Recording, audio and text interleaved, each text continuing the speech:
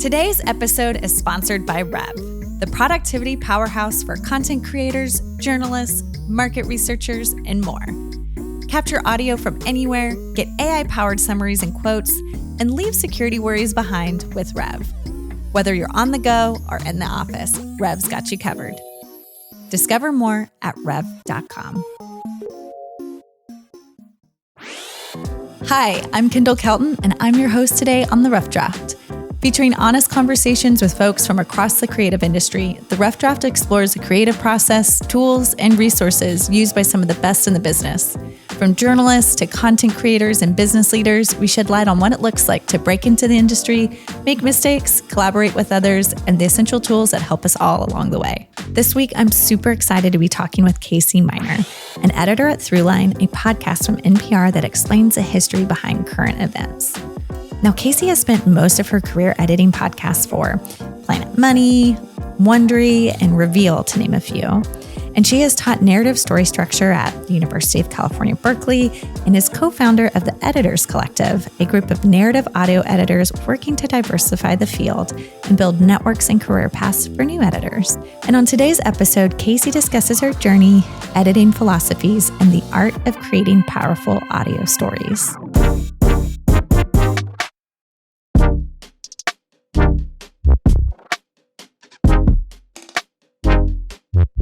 Casey, thank you so much for joining. My pleasure. Thanks for having me. Oh my gosh, I'm so excited to be talking with you for multiple reasons. But I think, your career as an editor, but then also your career within audio journalism is so fascinating considering the boom we're experiencing with podcasts. We're on a podcast right now. But before we dive into a little bit of that, I actually just want to start with your roots and where you began, I think, in San Francisco and public radio. Yeah. So I started my audio career at KALW Public Radio in San Francisco. Shout out to KALW. What drew you to even starting there? When I graduated from college, I had started writing for the Alt Weekly in the city where I was. And that was also an experience where I started freelancing for them at a moment when they didn't have a lot of staff. And so I was given free rein in a way that I don't think is super common necessarily. And then at a certain point, I thought I've never really had any formal journalism training. So I applied to do the research fellowship at Mother Jones Magazine, which is based in San Francisco. And I came out here to do that and decided maybe I'll go to grad school for journalism at Berkeley because it's right here. And one of the things I liked about the Berkeley program was that it was very holistic. You had to focus on a lot of different skill sets. And I took the radio class kind of for fun. And the first time I got a recorder and went and interviewed somebody, I was like, oh, you get to hear their voice and their mannerisms and they laugh and there's all this cool sound. And you can, I loved the texture and it was everything just sprung to life. And so when I was looking for internships in between my 2 years of school, one of the ones I applied to was this internship at KALW, which was in the Bay. And so then when I graduated and they had this role as a temporary, it started out transportation reporter so that I could go and work at this place. And then I think I just really haven't looked back. And it's exploded in the last several years. You could see that kind of progression upwards around 2015, 2016, which is right around the time that you actually started and created your own podcast, right?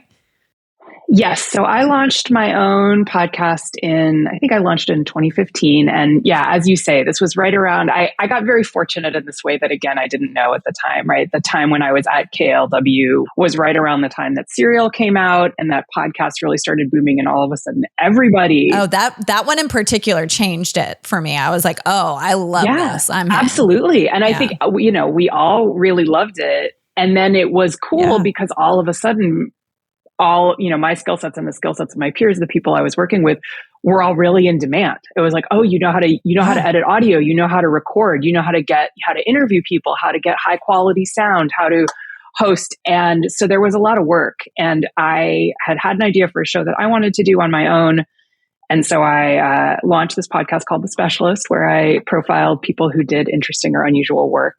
I would go and spend a day with, the mock attacker in a women's self-defense class, or a home stager in the Bay Area where the real estate market is totally crazy. And the zoo chefs at the Oakland Zoo was another one that I liked. I actually listened to the poll. Oh, you did? Oh my yeah, gosh. I did. I listened to it. I was like, well, this feels timely. And I thought it was so interesting. You don't know what some of these folks, are doing just to set up, a voting location at a school, like what it takes. What's required.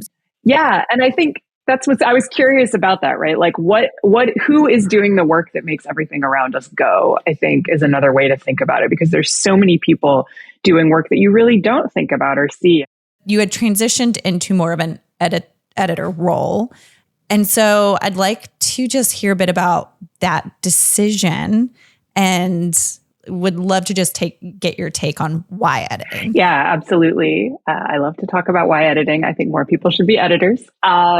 And so, let me say what I mean first, because I think sometimes there's a little bit of confusion. So the kind of editing I'm talking about is not audio editing, moving around chunks of sound in Pro Tools or, Audacity or something like that, although I have done that as well. I'm talking about narrative story editing. So working with a producer to refine an idea, shape a story arc, plan interviews, do the interviews, figure out what's the best part, weave it all together with other kinds of sound, and eventually move it towards the finished product that you hear. Part of the reason I like it is because it is really collaborative and it's fun to help somebody create their vision. And I think as a producer, especially when you've done hours of recordings, it's so easy to get lost in what I think Jad Abumrad of Radiolab famously called the German forest. It's like you're in this thick, dark woods and you cannot see anything at all, and you feel like you're never going to get out. And the editor I think is a person who comes with a lamp. The editor comes and helps you along the path. The editor helps you say like, hey, we're going to bushwhack through this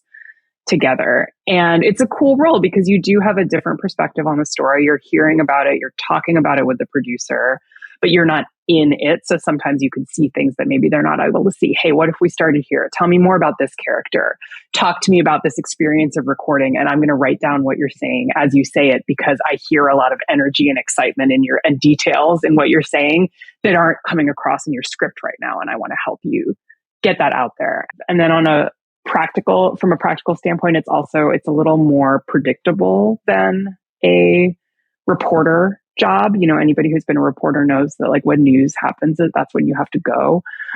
That's when you have to go be there. And I have done that. And I think, as I have advanced in my career, I have 2 young kids now. I have valued the kind of more regular schedule that comes with editing as well.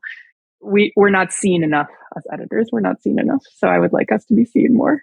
In your current role with Throughline at NPR, I'd like to kind of dig into like what is your process, especially in the early stages of story development as an editor.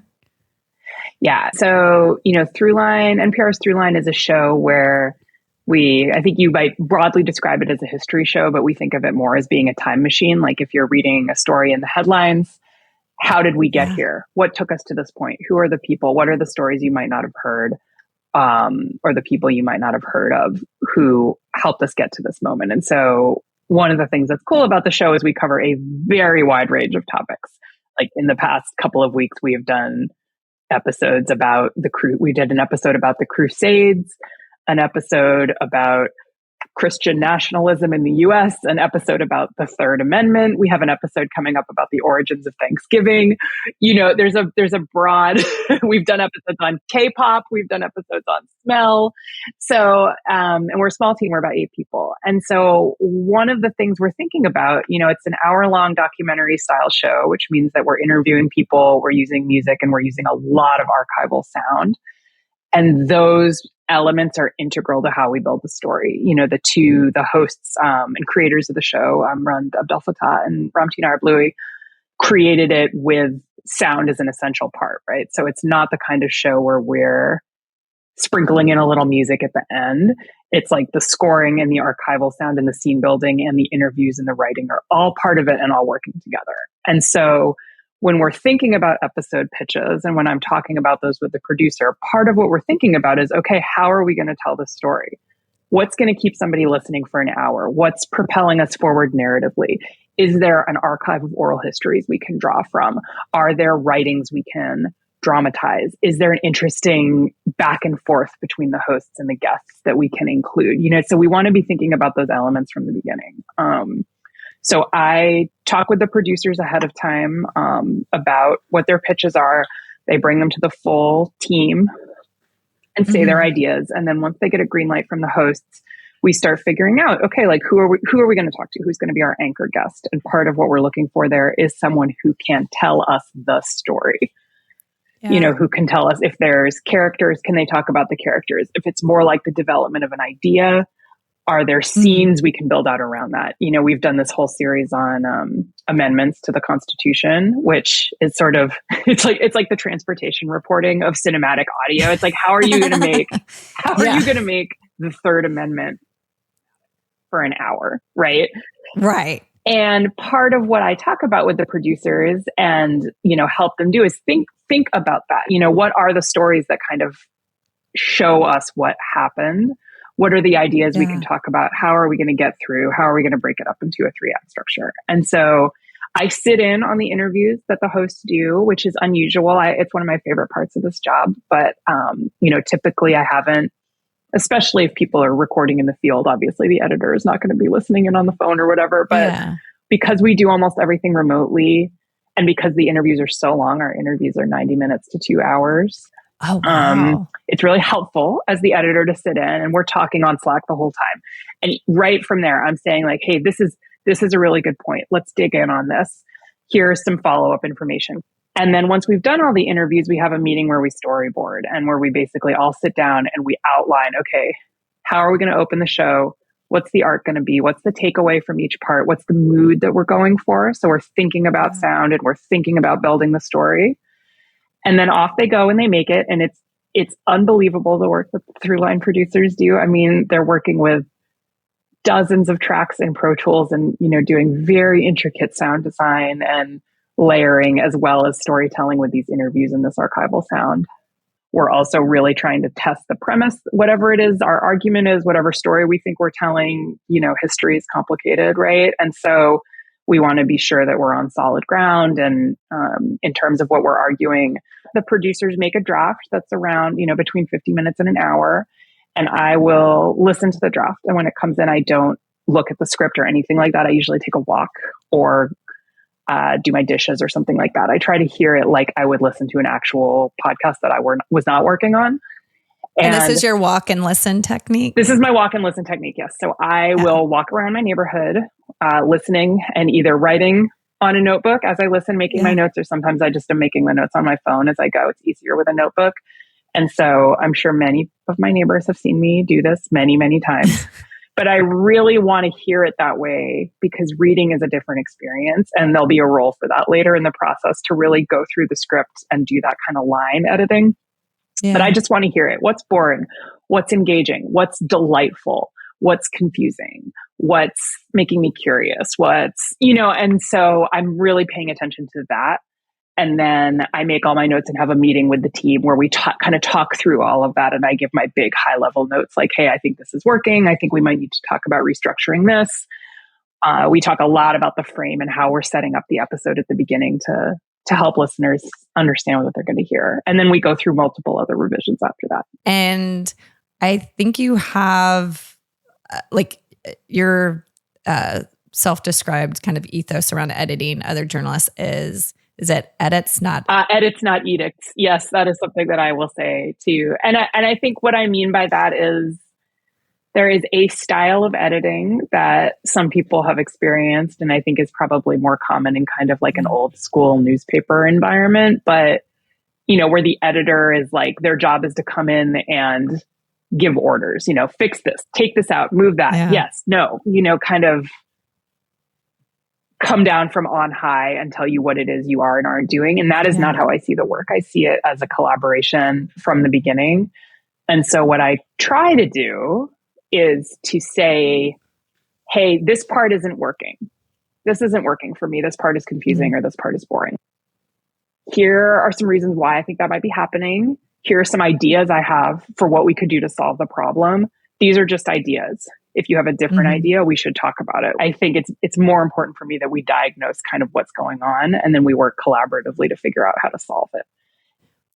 Fact checking these days is a little bit of a hot topic, right? Yeah, to put it mildly.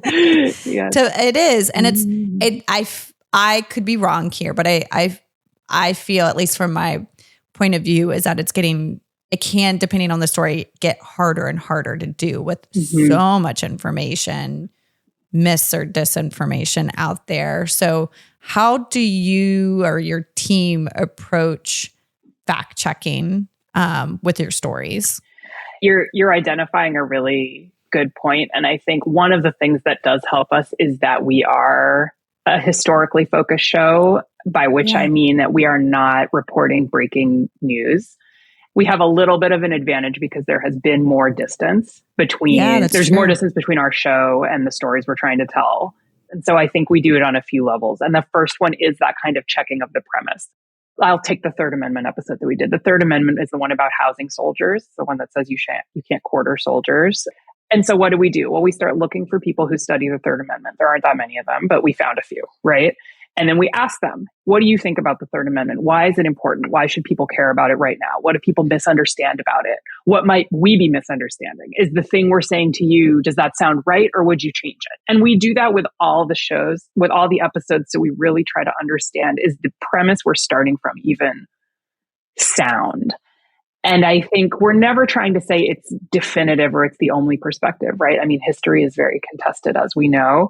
It's more like, is this a plausible argument? Is this an argument that people who devote their lives to it have made? Is there archival support for this argument, this story that we're told? Is there archival support for this? And then when we get to the fact-checking stage, we work with an external fact-checker.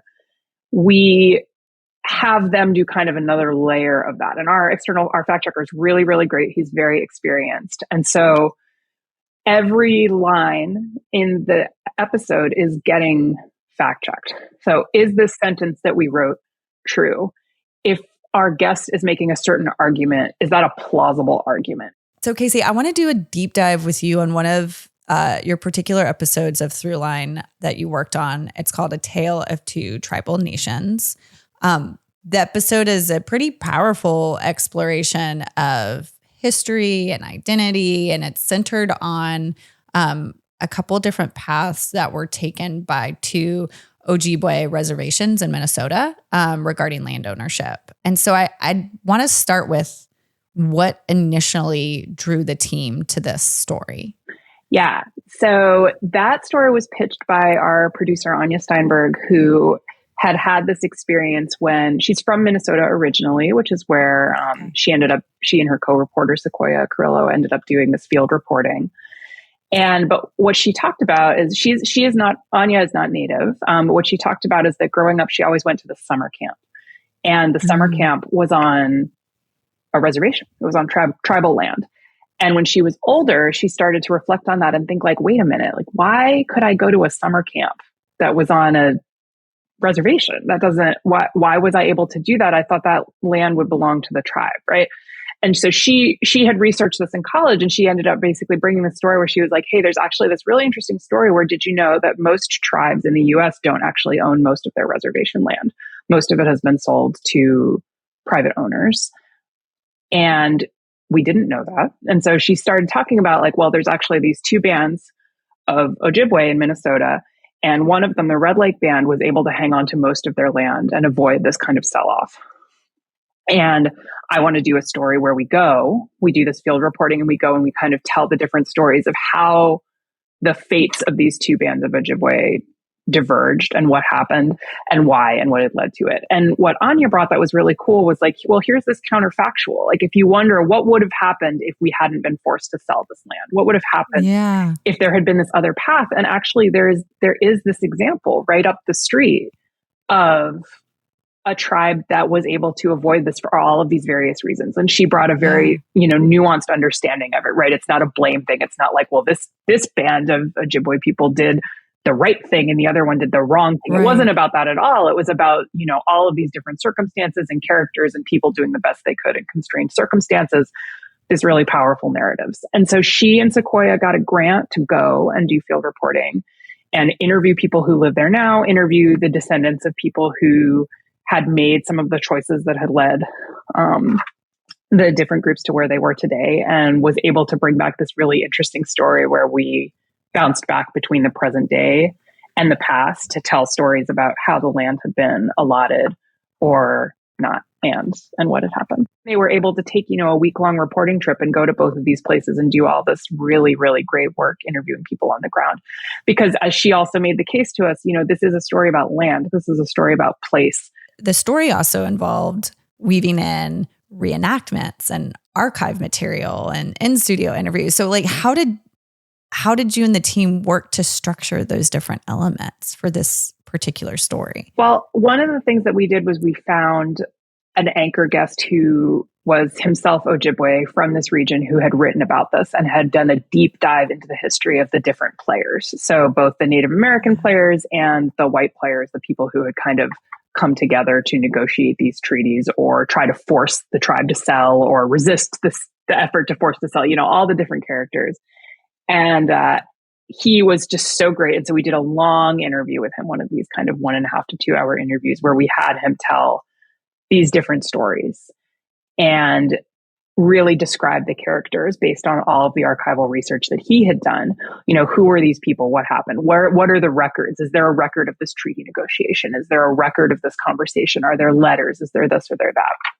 And he was such a fabulous guest and such a great storyteller that we were able to use that as the anchor. And then Anya and Sequoia went and did additional archival research to find some of those documents and figure out, okay, how can we dramatize this scene of this particular negotiation? How can we describe this character? How can we bring these old scenes to life in a way that feels kind of powerful and has a lot of momentum?